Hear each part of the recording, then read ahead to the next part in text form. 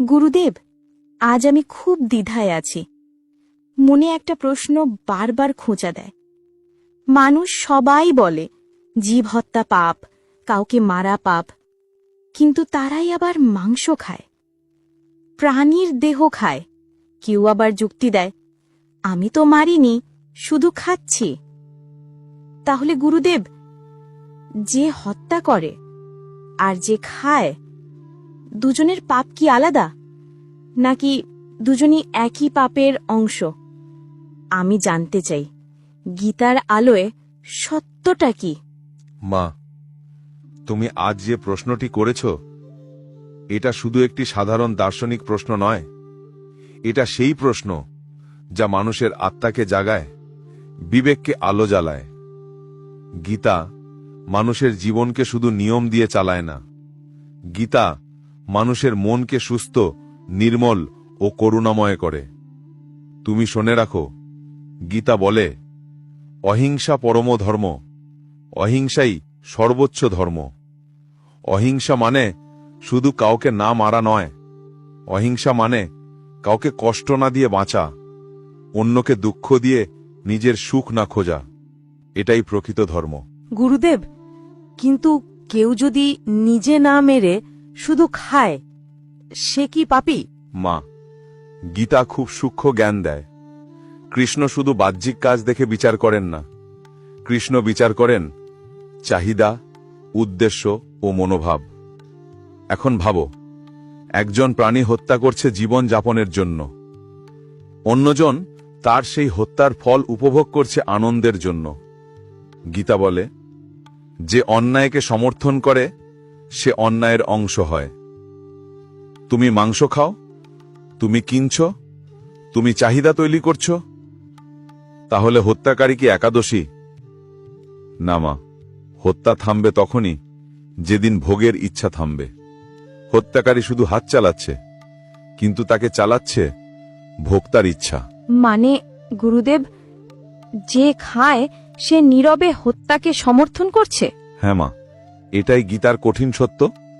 কৃষ্ণ মহাভারতে যুধিষ্ঠিরকে বলেছিলেন, হত্যাকারী পাপী, কিন্তু যে তার জন্য আনন্দ খোঁজে সে পাপের অংশীদার। এবার মন দিয়ে শুনো, একটা হত্যা কখনো একা হয় না, হত্যা কখনো একা ঘটে না। হত্যার তিনটি স্তর আছে। 1 ইচ্ছা, 2 চাহিদা, 3 প্রয়োগ। হত্যাকারী কাজ করছে হাতে, ভোক্তা কাজ করছে চাহিদার মাধ্যমে। যদি খাওয়া বন্ধ হয়ে যায়, হত্যা বন্ধ হবে নিজের থেকেই। গীতা তাই বলে, ইন্দ্রিয়ে তৃপ্তির জন্য অন্যের প্রাণদান কাম্য নয়। এই শব্দগুলো খুব গভীর। গুরুদেব, তাহলে কি মাংস খাওয়া মহাপাপ?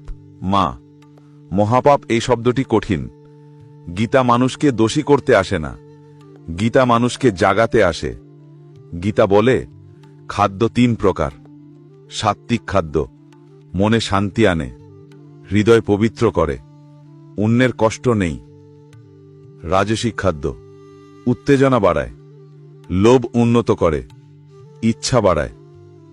তামসিক খাদ্য অজ্ঞতা বাড়ায়, মন ভারী করে, অন্যের কষ্ট উপর দাঁড়ায়। মাংস তামসিক, এতে প্রাণীর যন্ত্রণা আছে, হত্যার ইতিহাস আছে। জানবে, খাবার শুধু দেহে যায় না, চরিত্রে যায়, চিন্তায় যায়, মনোভাবেও যায়। গুরুদেব, মানুষ বলে যে প্রকৃতিতে তো প্রাণী প্রাণীকে খায়, তাহলে মানুষ খেলে দোষ কি? মা, এই কথাটা খুব শোনো।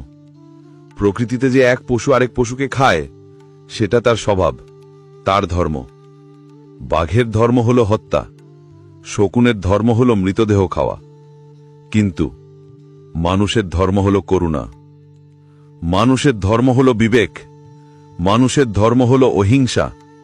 মানুষ আর পশুর পার্থক্য এখানেই। মানুষ নিজের ইচ্ছা নিয়ন্ত্রণ করতে পারে, এটাই কৃষ্ণ শিক্ষা দেন। গুরুদেব, যদি কেউ বলে আমি মাংস না খেলে শরীর দুর্বল হয়ে যায়, তাহলে? মা, একথা কেবল অভ্যাসের। কৃষ্ণ বলেছিলেন, অভ্যাসেই মানুষ অন্ধকারে পড়ে, আর অভ্যাসের পরিবর্তনেই মানুষ আলোতে উঠে আসে। শরীর শক্তি পায় ডাল থেকে, দুধ থেকে, ফল থেকে, শাকসবজি থেকে, প্রাণীর হত্যা থেকে নয়। তুমি খেয়াল করবে, সকল বড় বড় মুনি ঋষি, যোগী, সাধক কেউ মাংস খাননি। তারা পাহাড়ে থাকতেন, শক্তিতে পরিপূর্ণ থাকতেন, কিন্তু কখনো কেউ হত্যা করে খেতেন না, কারণ তারা জানতেন যা জঘন্য তা দিয়ে পবিত্রতা আসে না।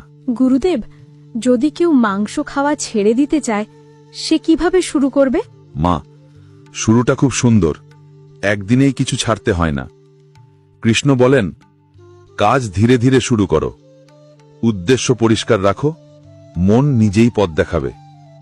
প্রথমে সপ্তাহে 1 দিন কমাও, তারপর 2 দিন, তারপর ধীরে ধীরে।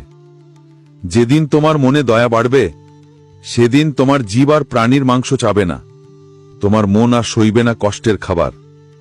যেদিন তুমি বলবে, আমার আনন্দ যদি কারো মরণে হয়, আমি সেই আনন্দ চাই না, সেদিন তুমি সত্যিকারের গীতা বুঝবে। গুরুদেব, আপনার কথা শুনে মনে হচ্ছে মাংস ত্যাগ শরীরের বিষয় নয়, এটা মন, হৃদয় আর আত্মার বিষয়। এটাই মা, এটাই গীতার আসল কথা। কৃষ্ণ বলেন, যে জীবকে দয়া করে সে আমার হৃদয়ে স্থান পায়। দয়া মানে শুধু কথায় দয়া নয়, খাবারের মধ্যেও দয়া আছে। খাবারের মধ্যেই তোমার চরিত্র লেখা থাকে, খাবারের মধ্যেই তোমার করুণা প্রকাশ পায়, খাবারের মধ্যেই তোমার গীতা বোঝা প্রকাশ পায়। গুরুদেব, আজ মনে হচ্ছে আমি শুধু এক প্রশ্নের উত্তর পেলাম না, আমি যেন নিজেকে নতুন করে চিনলাম। হত্যাকারী আর মাংসভোক্তার পাপ সমান নয়, কিন্তু দুজনই হত্যার চক্রের অংশ। আজ বুঝলাম, দয়া শুধু আচরণ নয়, দয়া হল এক শক্তি যা মানুষকে কৃষ্ণের দিকে টেনে নিয়ে যায়। সুখী হও মা, আলোতে থাকো, দয়া শেখো, করুণা বাড়াও।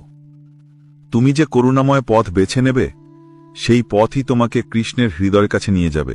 মা, আজকের এই পর্ব এখানেই শেষ করলাম, কিন্তু মনে রাখবে, ধর্ম কখনো কারো উপর জোর করে বসে না। ধর্ম হল হৃদয়ের জাগরণ, করুণার স্পর্শ, আত্মার আলো। হত্যা থামানোর শক্তি হাতে নয়, থাকে মানুষের হৃদয়। আর সেই হৃদয় যখন দয়ার পথে হাঁটে, তখন ধীরে ধীরে অন্ধকার নিজেই দূরে সরে যায়। আজ যদি তোমার মনে এক মুহূর্তের জন্যেও দয়া জেগে ওঠে, এক বিন্দু আলো যদি মনকে ছুঁয়ে যায়, তাহলেই এই আলো একদিন তোমাকে কৃষ্ণের খুব কাছাকাছি নিয়ে যাবে। মনে রেখো মা, পরের প্রাণে দয়া রাখা মানেই নিজের আত্মাকে পবিত্র করা।